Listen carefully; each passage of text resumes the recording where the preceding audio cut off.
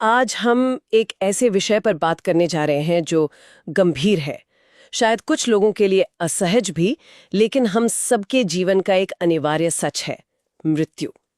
हमारे पास the Buddhist art of peaceful transition लेख के कुछ अंश हैं और हमारा मकसद ये समझना है कि बौद्ध दर्शन जीवन के अंतिम क्षणों को शांति और गरिमा से जीने की कला के बारे में क्या सिखाता है। तो चलिए इस पर गहराई से बात करते हैं। स्रोत की शुरुआत ही एक बहुत मजबूत दावे से होती है कि मृत्यु के समय हमारे मन की स्थिति सबसे ज्यादा मायने रखती है। ये विचार ही अपने आप में थोड़ा दबाव डालने वाला नहीं है कि जीवन भर आपने जो किया उस पर अंतिम कुछ क्षण भारी पड़ सकते हैं। ये एक बहुत ही स्वाभाविक सवाल है और बौद्ध दर्शन इसका जवाब काफी सीधे तरीके से देता है। यहाँ जिस अवधारणा की बात हो रही है उसे पाली भाषा में कहते हैं मरणासन्न जवन, यानी मृत्यु के ठीक पहले का जो चित्त होता है, चेतना का वो क्षण। मरणासन जवन। हाँ, इसकी तुलना उस आखिरी लहर से की गई है जो नाव को किनारे से धक्का देती है। वही लहर तय करती है कि नाव की शुरुआती दिशा क्या होगी। उसी तरह ये अंतिम विचार चेतना की अगली यात्रा के लिए एक मोमेंटम पैदा करता है। लेकिन यहां दबाव महसूस करने की जरूरत नहीं है। ये कोई आखिरी परीक्षा नहीं है जिसमें आपको अचानक पास होना है। अच्छा। बल्कि ये अंतिम विचार अक्सर हमारे जीवन भर के मानसिक अभ्यासों और हमारी आदतों का ही एक तरह से नतीजा होता है। ये एक निचोड़ है, कोई अचानक से होने वाली घटना नहीं। अच्छा, तो ये जीवन भर के अभ्यास का नतीजा है। ये सुनकर थोड़ी राहत मिली। तो अगर मन को उस अंतिम क्षण के लिए तैयार करना है तो बुद्ध ने इसके लिए क्या प्रैक्टिकल तरीके बताए हैं? सूरत में 5 मुख्य अभ्यासों का जिक्र है। हाँ। ये 5 अभ्यास मन के लिए एक तरह के टूल किट जैसे हैं। ये अलग अलग मानसिक अवस्थाओं के लिए हैं।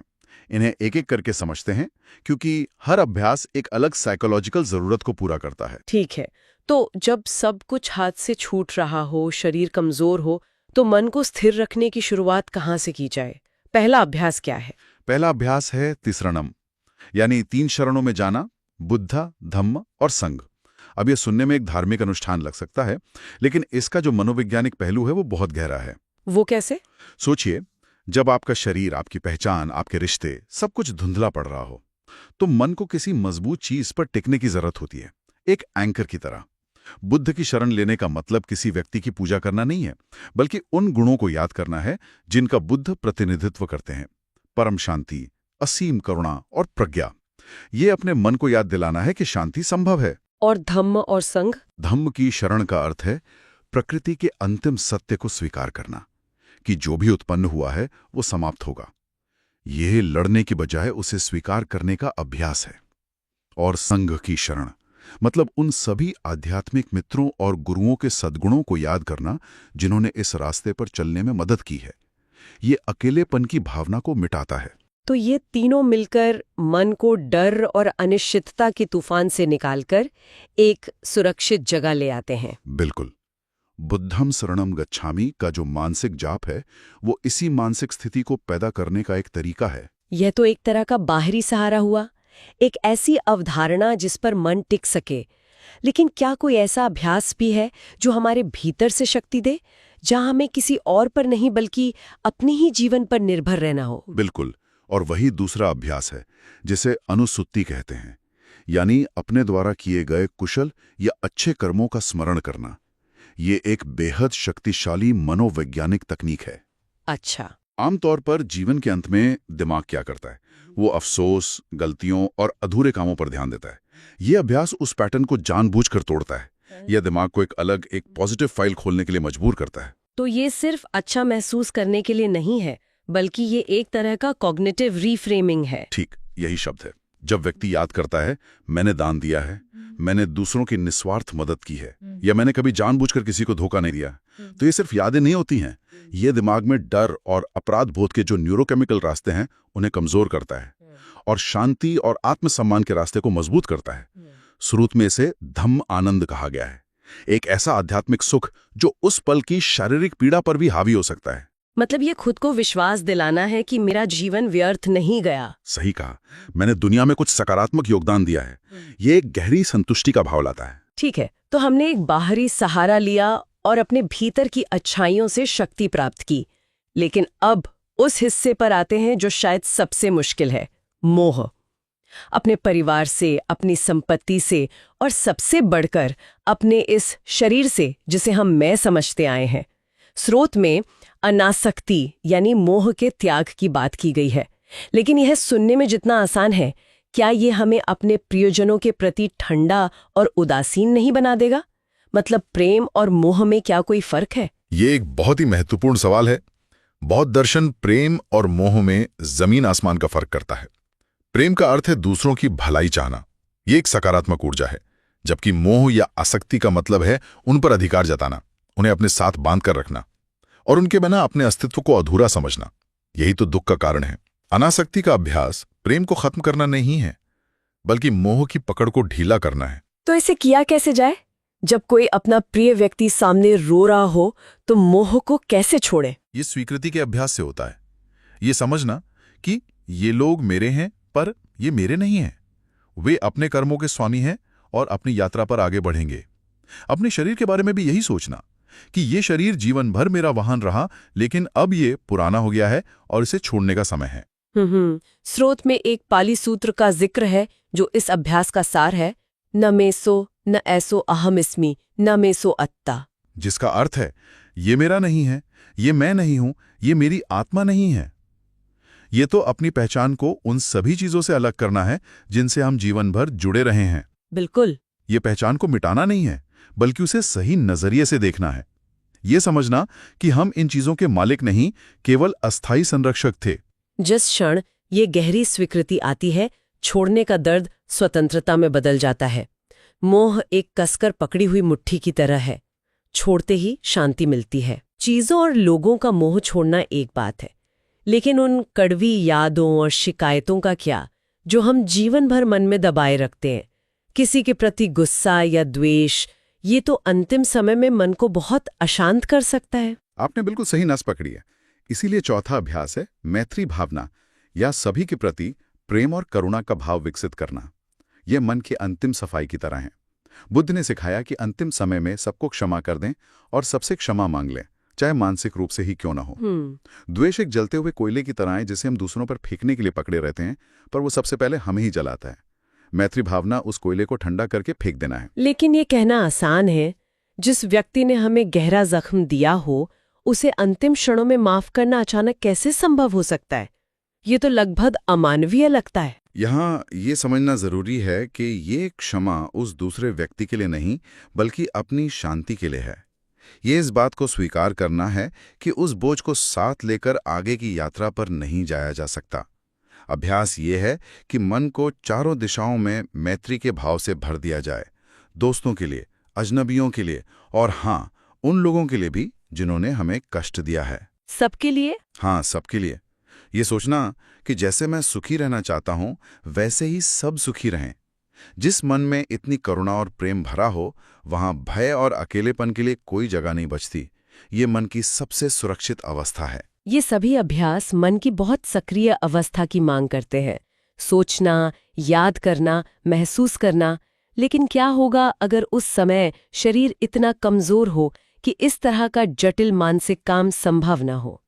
क्या कोई और सरल, अधिक सीधा तरीका है? हाँ, और वही पांचवां और सबसे मौलिक अभ्यास है, आनापानसति, यानी सिर्फ अपनी आती जाती सांस पर ध्यान देना। स्रोत बताता है कि बुद्ध स्वयं परिनिर्वाण के समय ध्यान की इसी अवस्था में थे। ये सबसे सरल लेकिन सबसे गहरा अभ्यास है। अच्छा, मृत्यु के समय मन दो ही जगहों पर भटकता है, अतीत के पछतावों में या भविष्य के डर में। सांस ही एकमात्र ऐसी चीज है जो हमेशा वर्तमान में होती है। तो ये मन के लिए एक लंगर का काम करती है। बिल्कुल। जब ध्यान सिर्फ सांस के आने और जाने पर केंद्रित होता है, तो मन विचारों के जाल से मुक्त हो जाता है। न कोई कहानी, न कोई योजना, न कोई अफसोस, सिर्फ वर्तमान क्षण की वास्तविकता। उस स्थिरता में एक गहरी शांति का अनुभव होता है। अगर शरीर अनुमति दे तो ये सबसे शक्तिशाली अभ्यास है, क्योंकि यह मन को हर तरह के बोझ से मुक्त कर देता है और उसे उसकी सबसे स्वाभाविक शांत अवस्था में ले आता है। ये पांचों अभ्यास तो उस व्यक्ति के लिए हैं जो इस यात्रा पर है, लेकिन हम जो उनके प्रियजन हैं, एक सहायक के तौर पर क्या भूमिका निभा सकते हैं? क्योंकि उस समय हमारा व्यवहार भी तो उन पर गहरा असर डालता होगा। बहुत गहरा असर। स्रोत इस पर बहुत प्रैक्टिकल गाइडेंस देता है। सबसे पहला और महत्वपूर्ण निर्देश है, शांत वातावरण बनाए रखें। जोर से रोना, विलाप करना या घबराहट दिखाना मरने वाले व्यक्ति के मन में मोह को और गहरा कर देता है। उन्हें लगता है कि वे अपने प्रियजनों को दुख में छोड़कर जा रहे हैं, जिससे उनकी अपनी शांति भंग होती है। लेकिन ये तो बहुत मुश्किल है। जब कोई अपना जा रहा हो तो अपनी भावनाओं पर काबू रखना लगभग नामुमकिन होता है। क्या हमारा दुख व्यक्त करना गलत है? ये एक बहुत ही मानवीय सवाल है। यहाँ बौद्ध दर्शन सहायक के लिए उपेक्षा के अभ्यास की सलाह देता है। उस क्षण में आपका शांत रहना उनके लिए सबसे बड़ा उपहार है। आपका शांत चेहरा उन्हें ये आश्वासन देता है कि सब ठीक है, आप शांति से जा सकते हैं। ठीक है। तो पहला काम है अपनी भावनाओं को संभाल कर माहौल को शांत रखना। और क्या कर सकते हैं? दूसरा, उन्हें उनके द्वारा किए गए अच्छे कामों की याद दिलाएं। आप धीरे से कह सकते हैं, याद है आपने कैसे हमेशा सबकी मदद की, या आपका जीवन कितना सार्थक रहा है। ये उनके मन में वही धम्म आनंद जगाने में मदद करता है जिसकी हमने पहले बात की थी। और तीसरा, उन्हें सांसारिक चिंताओं को छोड़ने के लिए प्रेरित करें। कहें, बच्चों की चिंता मत करो, वे अपना ध्यान रख लेंगे, या अब सब कुछ छोड़कर अपना ध्यान सिर्फ शांति पर लगाओ। हमारा काम उन्हें धीरे धीरे दुनिया की पकड़ से छुड़ाकर आध्यात्मिक शांति की ओर ले जाना है। स्रोत में अंत में एक और बहुत सुंदर अवधारणा का जिक्र है, पर्यवेक्षण। ये क्या है? पर्यवेक्षण का मतलब है समीक्षात्मक चिंतन। ये एक तरह से इन सभी अभ्यासों का सार है, परम स्वीकृति का उच्चतम स्तर। ये कोई अभ्यास नहीं बल्कि एक अंतिम बोध है। इसमें व्यक्ति ये चिंतन करता है, जैसे दिन समाप्त होने पर सूरज ढलता है और ये एक स्वाभाविक प्रक्रिया है, वैसे ही ये जीवन का चक्र पूरा हो रहा है। इसमें कुछ भी अनहोनी या गलत नहीं है, सब कुछ प्रकृति के नियम के अनुसार ही हो रहा है। ये मृत्यु को एक दुश्मन की तरह देखने के बजाय जीवन की एक स्वाभाविक प्रक्रिया के रूप में स्वीकार करना है। बिल्कुल, ये लड़ाई छोड़कर ब्रह्मांडीय प्रवाह के साथ एक हो जाने जैसा है। ये परम निर्भयता की स्थिति है। मृत्यु के समय मन की स्थिति महत्वपूर्ण है, लेकिन यह जीवन भर के अभ्यास का ही एक प्रतिबिंब होती है। और बुद्ध ने इसके लिए 5 व्यावहारिक साधन दिए हैं: शरण लेना, अच्छे कर्मों को याद करना, मोह छोड़ना, मैत्री भाव रखना और सांस पर ध्यान केंद्रित करना। और सबसे महत्वपूर्ण बात, हम दूसरों की भी इस यात्रा में एक शांत और सकारात्मक माहौल बनाकर मदद कर सकते हैं। बिल्कुल। और इन सभी शिक्षाओं का सबसे गहरा संदेश ये है कि ये केवल मृत्यु की तैयारी के लिए नहीं है, ये असल में अच्छी तरह से जीने की कला है। जो व्यक्ति हर दिन थोड़ा थोड़ा मोह छोड़ने का अभ्यास करता है, दूसरों के प्रति मैत्री भाव रखता है और अपने अच्छे कर्मों को महत्व देता है, उसके लिए अंतिम क्षण स्वाभाविक रूप से शांत होगा। जैसे अगर आप पूरे साल थोड़ा थोड़ा पढ़ते रहे हैं तो परीक्षा के दिन तैयारी शुरू करने की जरूरत नहीं पड़ती। सही कहा। एक अच्छी मृत्यु की तैयारी असल में एक अच्छा जीवन जीना ही है। जाते जाते बस एक ख्याल आ रहा है मन में, हम इन शिक्षाओं को केवल जीवन के अंतिम क्षण के लिए क्यों सुरक्षित रखें? जीवन में हर दिन छोटे छोटे अंत होते हैं। किसी प्रोजेक्ट का पूरा होना, किसी रिश्ते का बदलना या किसी दौर का समाप्त होना। क्या हम इन शिक्षाओं का उपयोग हर दिन इन छोटे छोटे अंतों को अधिक शांति और स्वीकृति के साथ अपनाने के लिए कर सकते हैं?